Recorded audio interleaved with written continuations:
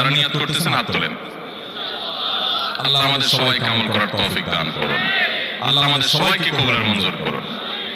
Number 1, সবচেয়ে বেশি যেটা করতে হবে পরিমাণে, জুমার দিন, জুমার রাত, বৃহস্পতিবার সন্ধ্যা থেকে নিয়ে শুক্রবার সন্ধ্যার আগ পর্যন্ত পরিমাণে সবচেয়ে বেশি করতে হবে যে আমলটা, সেটা হলো দুরূদ শরীফের আমল। কিসের আমল ভাইরা? দুরূদ এমন একটা আমল, আপনি যদি শুধু দুরূদের এই আমলটাকে আঁকড়ে ধরেন, সবসময় আপনার মুখ দিয়ে দুরূদ বের হতে থাকে, পড়তে থাকেন,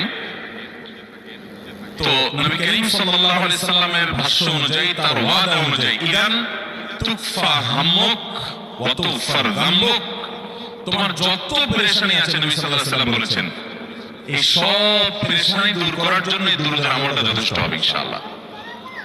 এবং গুনাহ মাফের জন্য এই দুরূদের আমলটা কি হবে? যথেষ্ট